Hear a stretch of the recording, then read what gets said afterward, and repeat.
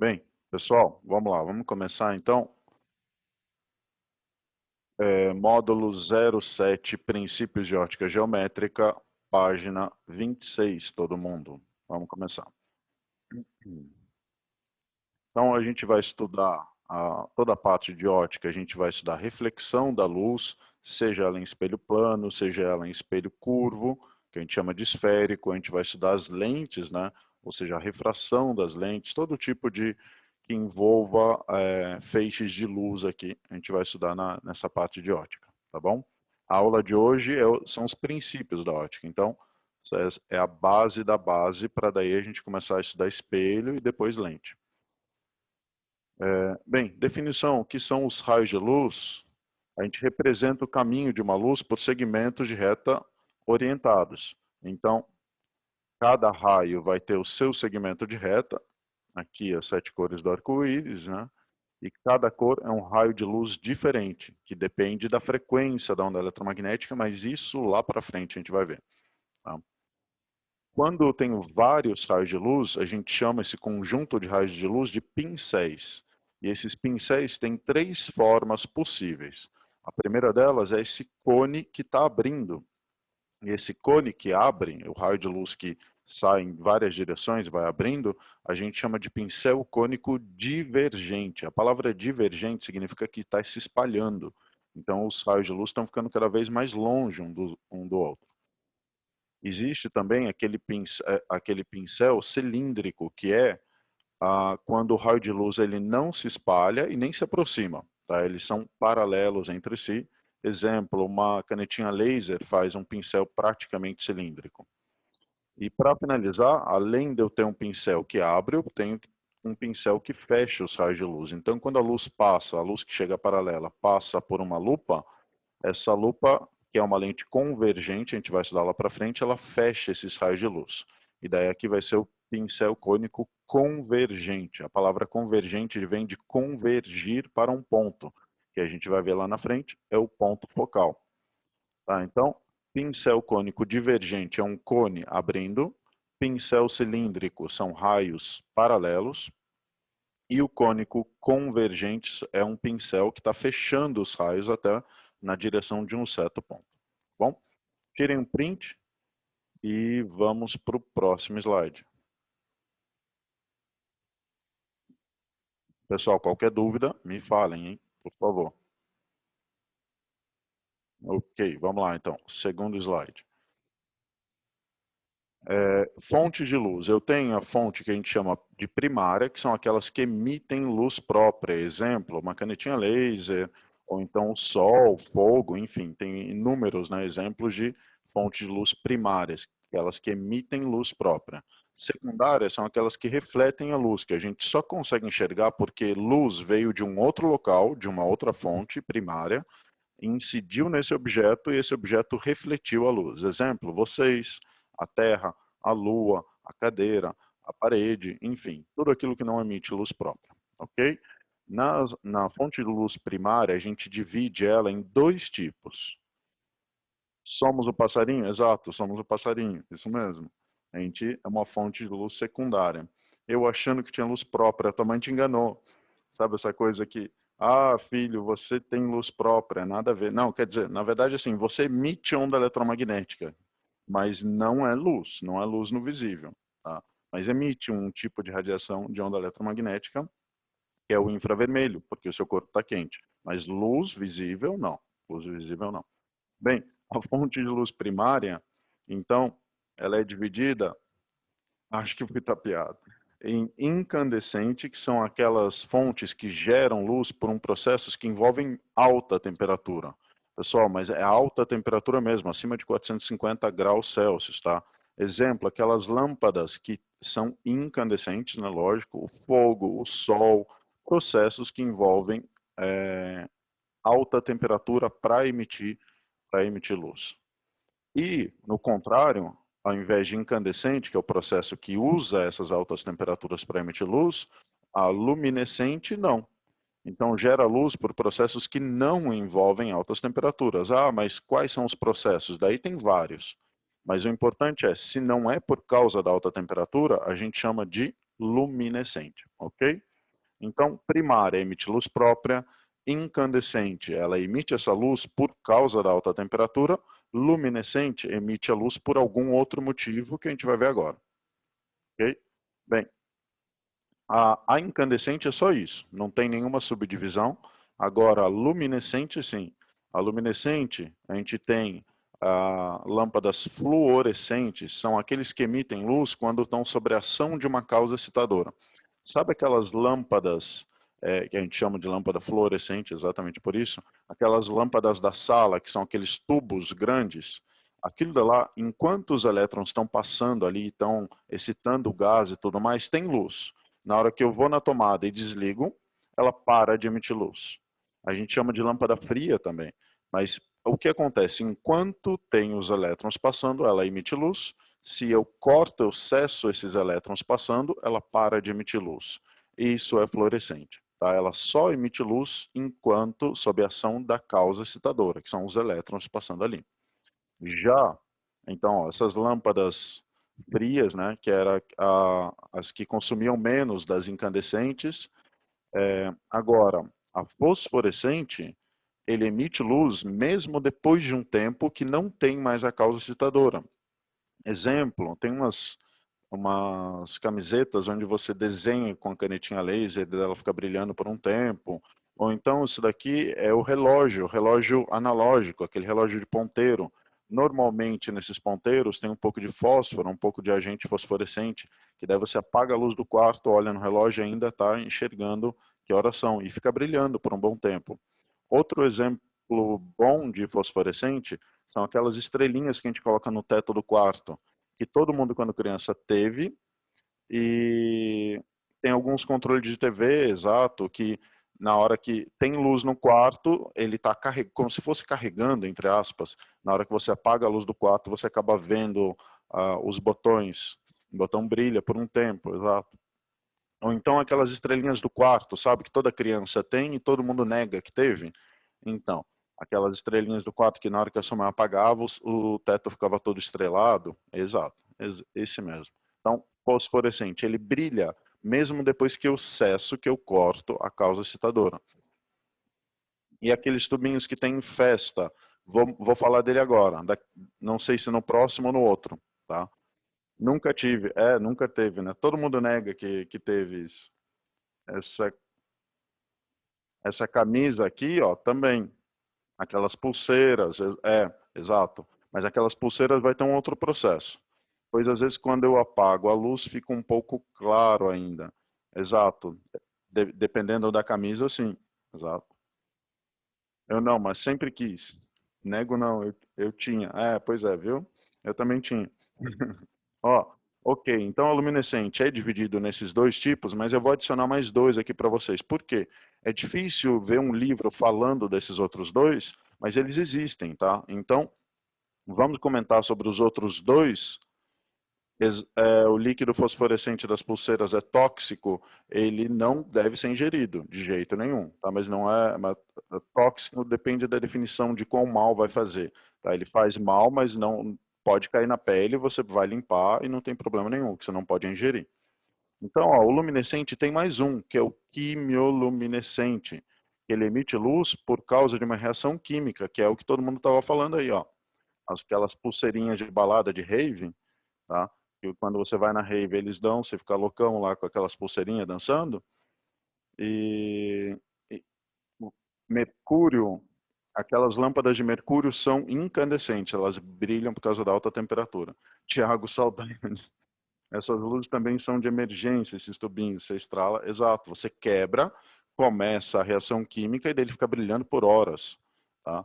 Exato. Aquelas de emergência também, exato, isso mesmo. Aí daí para o último, gente, ó, a gente tem um bioluminescente. Bioluminescentes são organismos vivos que emitem luz. Tá? Tem centenas e centenas de espécies que emitem luz por algum motivo, seja para atrair uma fêmea ou um macho, seja para espantar um predador, ou para atrair o vagalume, exato, isso mesmo. Tá? Tipo vagalume, isso aí. Tá? Então, bioluminescência. Então, esses dois que eu coloquei em verde, Provavelmente nem tem na apostila de vocês, porque é difícil ter livro que coloque eles, mas eu já vi em vestibular cair, então eu estou adicionando aqui para vocês, tá? Todos esses 4 processos não geram luz por causa da alta temperatura, então são luminescentes. Um só brilha enquanto tiver o agente excitador, o outro fica brilhando por um tempo. Quimioluminescente é uma reação química que está acontecendo ali e fica acontecendo por um tempão. E bioluminescentes são organismos vivos que emitem luz por algum motivo ali específico deles. Tá? Tudo bem? Dúvida, dúvida? Então, tirem um print desse slide, todo mundo.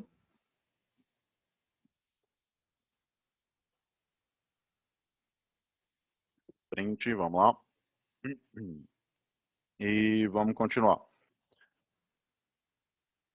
Aqui eu coloquei para vocês um processo de bioluminescência que eu quero que vocês vejam. Eu vou compartilhar a tela como vídeo, tá? Então, todo mundo já deve ter visto a cena da praia, o mar assim cheio, completamente azul, brilhando com as ondas. E sempre você vê uma foto dessa, dá a impressão que é Photoshop, né? Mas na verdade são plânctons bioluminescentes que emitem. Em San Diego, exato, teve também. E na hora que vibra, a vibração deles ali, o movimento deles, eles emitem luz. Tá? Bem legal de se ver e não é fake não. Tá? O mar brilha quando os plânctons reagem ao movimento da água. Deve ser fantástico ver uma coisa dessa, né?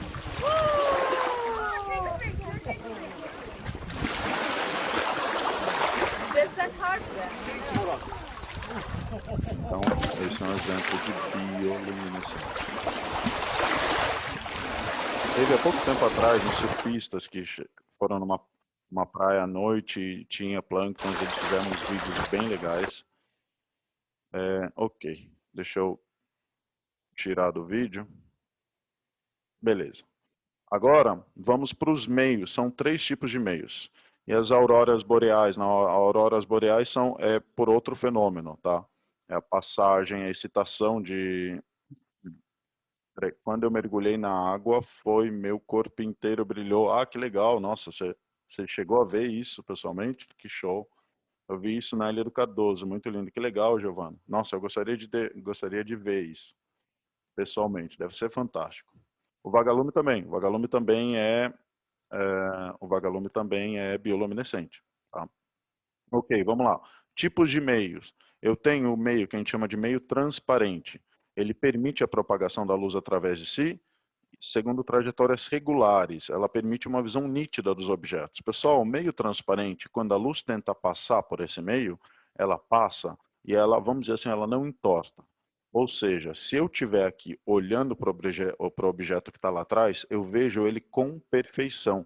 Tá? Esse meio aqui dentro está acontecendo a refração, que a gente vai ver lá para frente, mas enfim, meio transparente, o vidro transparente, eu vejo com perfeição, com nitidez o que está lá do outro lado. Exemplo, ó, esse vidro aqui transparente, ou então essas água, pouca quantidade de água, a gente pode definir como transparente também, uma quantidade muito grande de água já deixa de ser transparente. O outro meio é o translúcido. Esse meio translúcido, ele vai permitir que a luz passe. Essa luz aqui, ó, ela vai passar por outro meio, mas ela faz isso com a luz, ó. Dá uma entortada nos raios de luz tão grande que eu, quando tento olhar, eu vejo que tem raio de luz entrando, passando por aquela superfície, mas eu não consigo ver os objetos atrás com nitidez. Exemplo, ou os vidros de catedrais, nesses vidros aqui, ou então uma neblina, ou então os vidros jateados, sabe aqueles vidros? Um meio realmente transparente não existe, né? Na verdade, 100% transparente não. Transparente ideal não existe, tá? Sempre vai ter uma certa distorção, mas a priori a gente define como transparente aquilo que a gente vê com nitidez, não 100%, tá? Mas um 100% de transparência não existe não. Ok. E para finalizar, eu tenho meio opaco, que é aquele meio onde a luz tenta passar e não passa. Exemplo, a Terra, exemplo, a Lua, enfim, os animais, vocês, a parede, enfim, todos esses meios que a luz não atravessa. De nada, imagina. Dúvida, gente? Então, de meio é tranquilo, né? O transparente deixa a luz passar com perfeição. O translúcido, a luz passa, mas deforma essa luz, então eu não vejo direito o que tem lá do outro lado. E o meio opaco, nada de luz passa. Então, print todo mundo. Vamos lá, print em 5, 4, 3, 2, 1. Foi. Tem 3 princípios da luz aqui que a gente tem que estudar. O primeiro deles é o princípio da propagação retilínea da luz. Ele fala o seguinte: os raios de luz em meios homogêneos isótropos propagam-se em linha reta. Então, raio de luz viaja em linha reta. É só isso que você tem que saber. Princípio da independência dos raios de luz. Quando eles se cruzam, cada um deles continua seu trajeto, como se os demais não existissem. Então, você está lá na balada, você vê um monte de laser cruzando um com o outro. Aqui, no momento quando eles se cruzam, pode ocorrer interferência, que a gente vai estudar lá para frente também, mas depois eles continuam como se nada tivesse acontecido. Um raio não bate no outro e desvia. Não acontece como uma bolinha, um choque ali. Eles se cruzam e nada acontece. Tá? Prof, esses dias eu separei que as lentes dos meus óculos produzem sombra. O que isso quer dizer? Quer dizer que nem toda a luz passa por ele. Tá? Quer dizer que ele reflete um pouco de luz. Tá? Quer dizer que ele não é perfeitamente transparente. Prof, mesmo quando eles se cruzam, eles continuam indo em linha reta, né? Sempre, eles vão em linha reta. Eles se cruzam e continuam como se nada tivesse acontecido. 2 raios, eles não acontece o choque.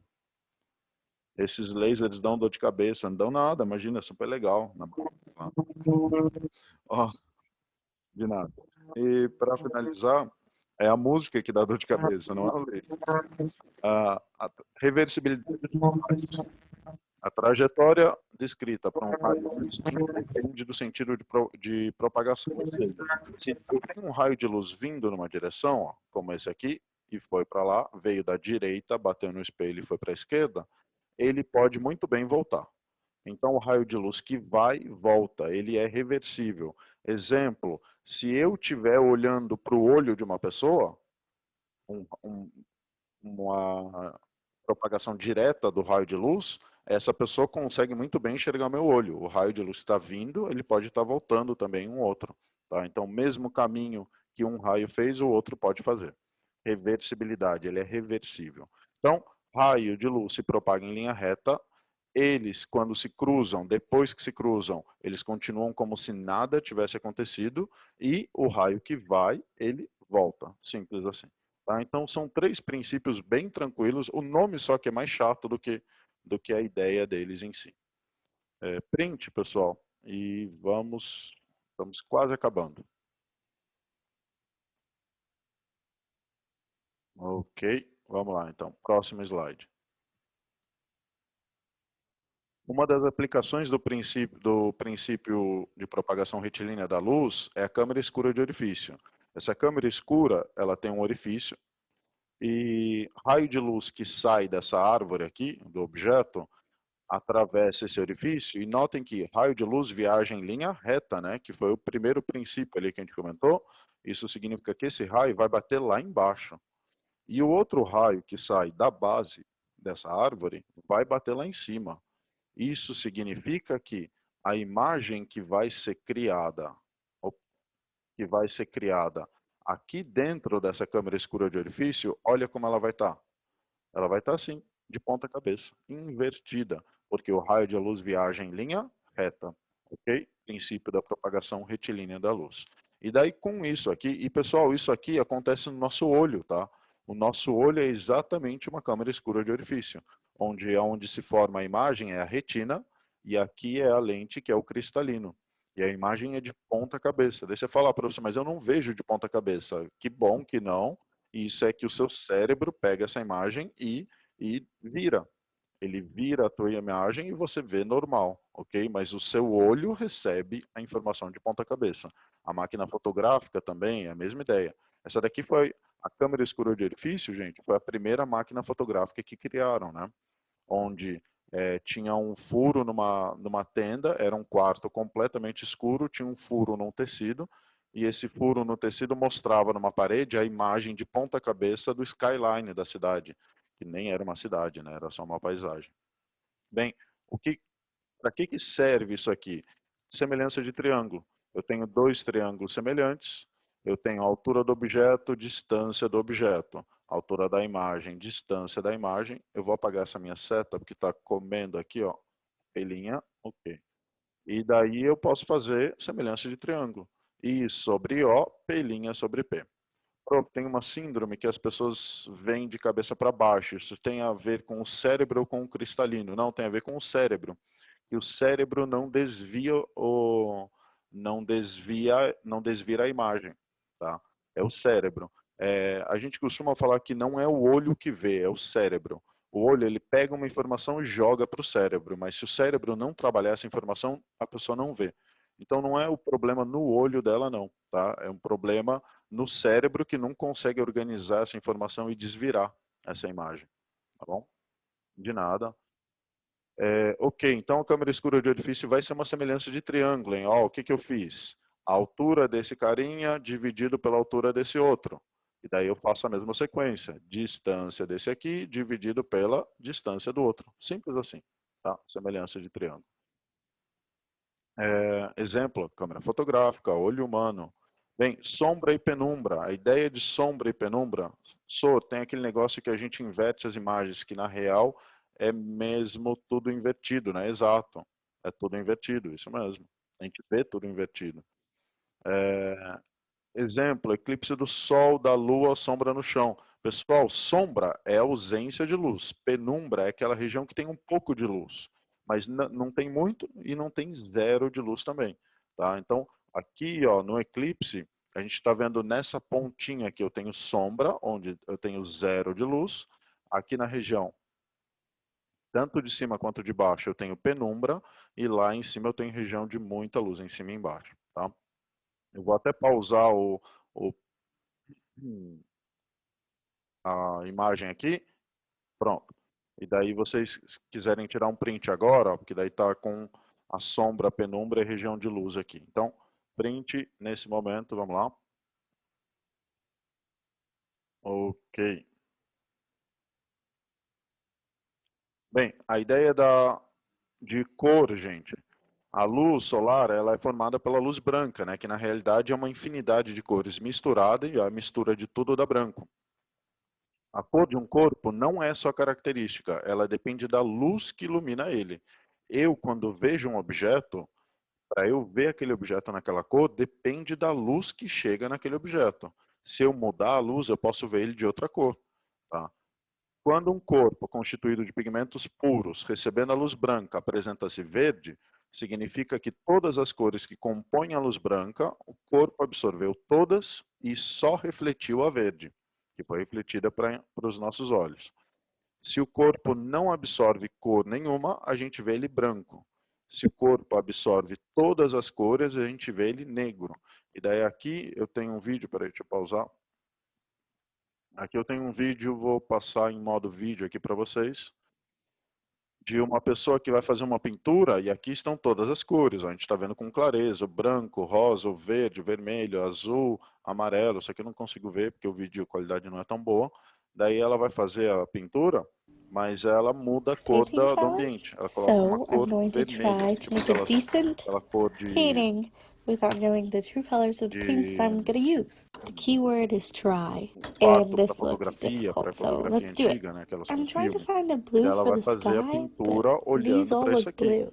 Só que This ela one. não consegue enxergar That direito looks quase que so nada. dark. So I mixed this A gente color and this vê one um together. I pouco, don't know what tudo that meio is. avermelhado Just to ou lighten it a little preto. bit. I'm pretty sure this Então is ela the está light, and if it's chutando not, porque a then these cor clouds. depende da luz que Now some bate naquele mountains. objeto.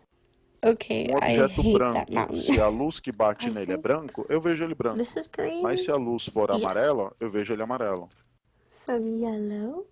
Just Vou to tirar o highlight. som. Ok, desculpa. Tirei o som do vídeo. Obrigado por avisar. E daí olha a paisagem. Paisagem bizarra que ela pintou. Enfim. Então, a cor depende da luz que incide naquele objeto para eu enxergar ele com a tal cor, ok? Beleza. Para finalizar... Ah, peraí, eu esqueci de falar. Tirei um print. Ok. Eclipse solar. O eclipse solar acontece quando a Lua está na frente do Sol e eu que estou aqui nessa região, onde tem a sombra da Lua, não vejo o Sol. Isso só acontece, gente, na Lua nova. Quando eu que estou aqui olhando para a Lua, eu estou aqui, olhando para o Sol, desculpa. Eu vou a parte da Lua que está virado para mim é aquela região escura da Lua, que a gente não vê, é a Lua nova. Tá? Então, esse é o eclipse solar. Sempre vai acontecer assim, quando for Lua nova, porque a Lua tem que estar na frente entre o Sol e a Terra. Frente e o eclipse lunar. O eclipse lunar é quando a Terra está entre o Sol e a Lua, daí não vai chegar raios de luz na Lua e essa Lua não vai ser iluminada. Na hora que ela passa por essa região aqui, ela simplesmente não é iluminada. E a característica principal é, para eu ver o eclipse lunar, eu estou aqui olhando para essa região da Lua, na hora que ela entrar nessa parte onde tem a sombra, né? E eu estou olhando para que Lua aqui? Eu estou olhando para a Lua, para a parte completamente iluminada da Lua. Eu estou olhando para a Lua cheia. Tá? Então, no eclipse lunar, só acontece eclipse lunar quando for Lua cheia e só acontece solar quando for Lua nova. Tá? Ok. É isso. Teoria acabou. Vamos para os exercícios. Alguém tem dúvida? Dúvida, gente? Tranquilo a aula? O que vocês acharam? Em comparação com aquela outra?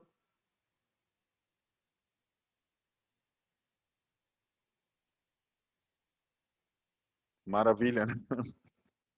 É, tranquilo? Ok, perfeito. Então vamos lá, ó. Primeiro exercício, todo mundo? Muito de boa, né? Tava com medo, mas por quê? É, ótimo, é legal. A ocorrência de eclipse da figura, cadê a figura? Essa figura, só foi possível porque a Lua, além de estar alinhada com o Sol e a Terra, estava na fase. Pessoal, então só acontece esse eclipse quando a Lua for. Digam aí para mim qual é a alternativa.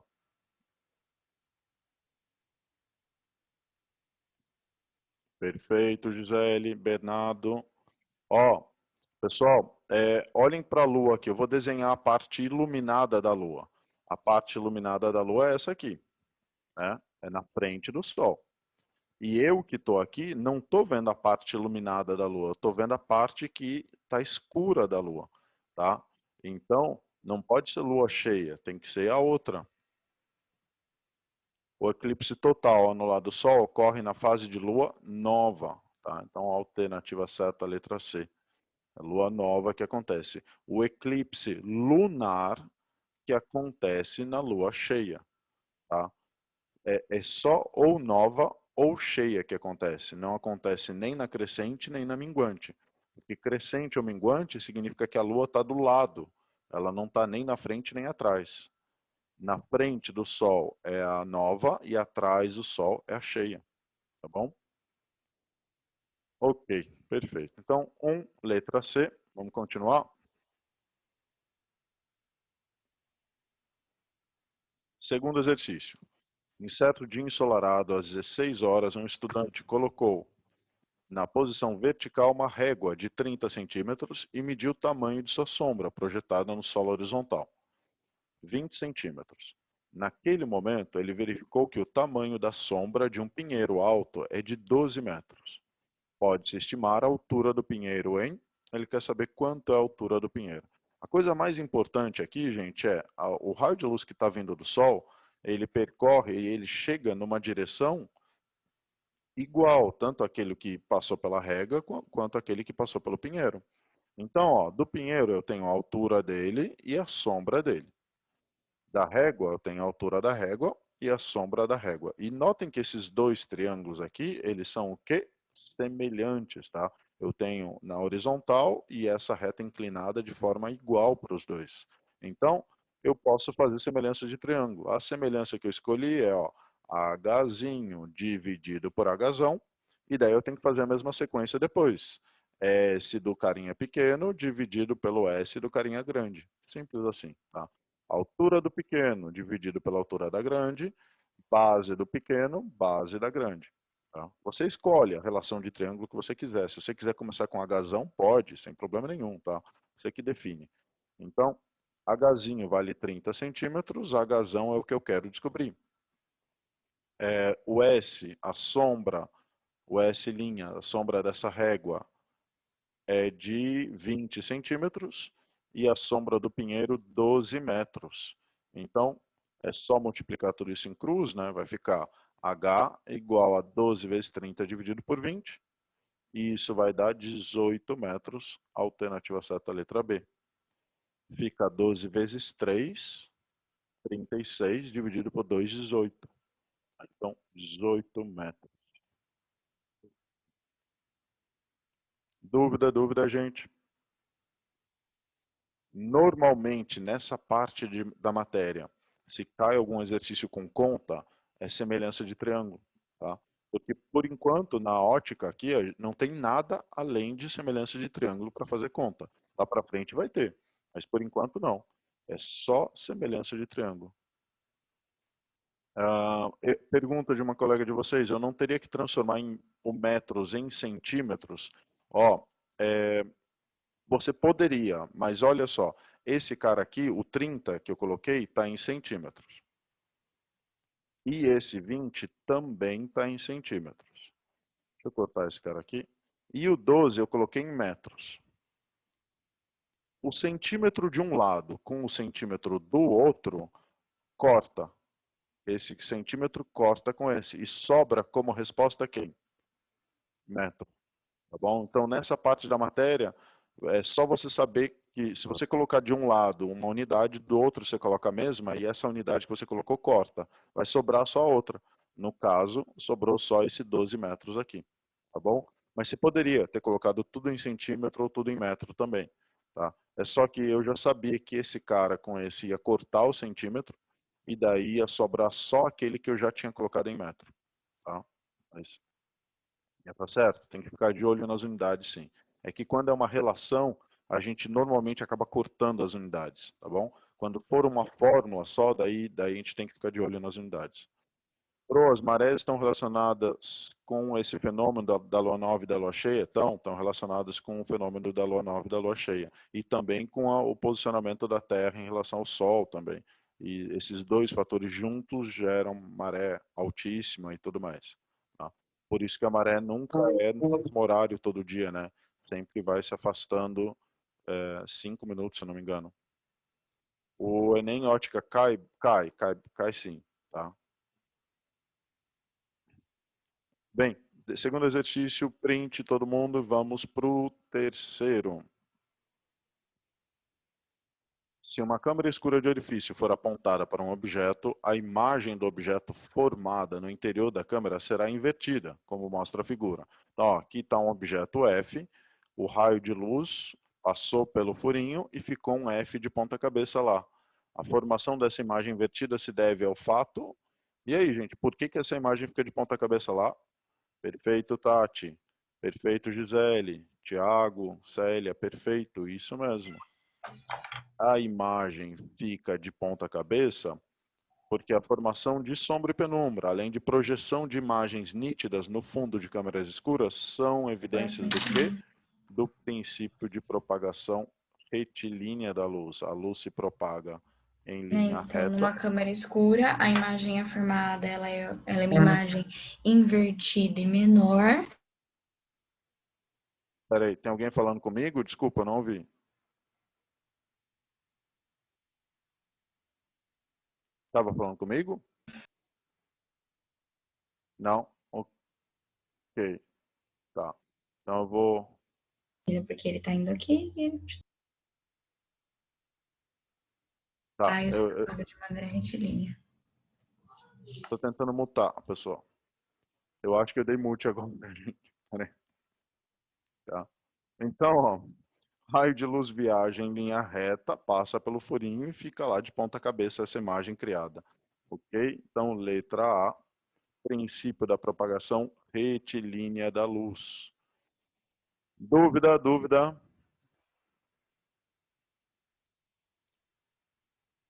Tranquilo, todo mundo? Ok, beleza. Exercício, vamos aproveitar que a gente acabou, eu sabia que a gente ia acabar um pouquinho mais rápido, eu vou colocar um exercício extra aqui para vocês. Ó, ao chegar à festa de aniversário de sua melhor amiga, Camila observou que a iluminação do salão principal era feita com lâmpadas de cor amarela. Não encontrando a protagonista da festa, vai a outro salão, que chamaremos de Salão Primavera, e observa que a iluminação ali era feita com lâmpadas de cor verde. Também não encontrando sua amiga, vai agora à procura no Salão Verão, que a iluminação é feita com lâmpadas de cor azul. No primeiro salão, Camila viu seu vestido preto e amarelo.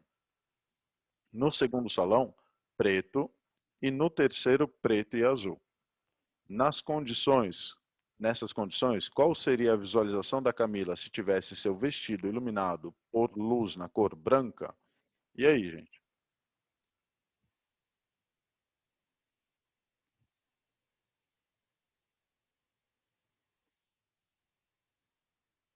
Digam para mim que cor que vocês acham que a Camila iria enxergar.